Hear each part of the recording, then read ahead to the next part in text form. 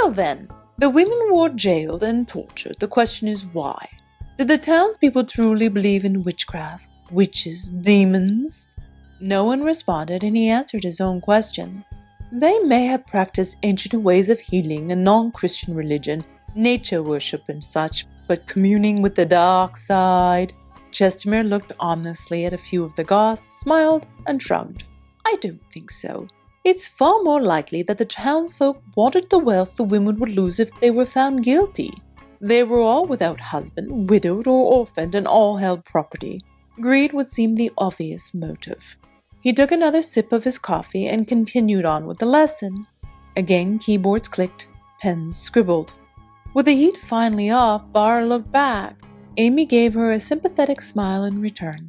The bell rang. Chestermere reminded the class of their upcoming exam and dismissed everyone. The girls began to pack up and exit. The goths all but flew out of the room, their long black hair flapping like crow wings behind them. Everyone else moved at varying but slower speeds.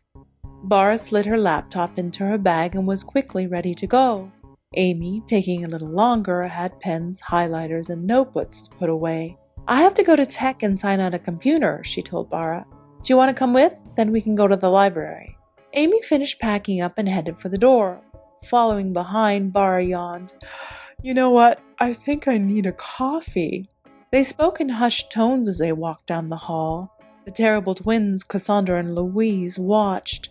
They stood near the exit with the other Pops gathered around, paying court. It would do no good letting them overhear. You dreamed about him again? Amy asked. Barra was having a reoccurring dream about a dark-haired boy. The dreams were usually pleasant enough. Okay, maybe too pleasant.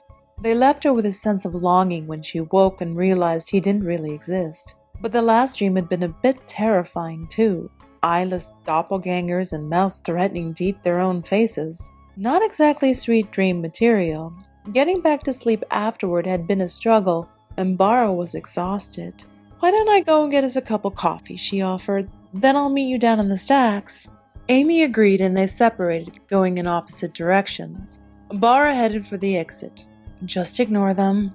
She had to pass the Pops. She stumbled and almost fell. Someone had tried to trip her. She didn't even stop to try to identify the culprit. Such occurrences were far too common to bother. Say hi to Ken, Barbie.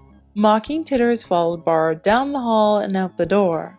They ended with a slam of wood against a metal door frame.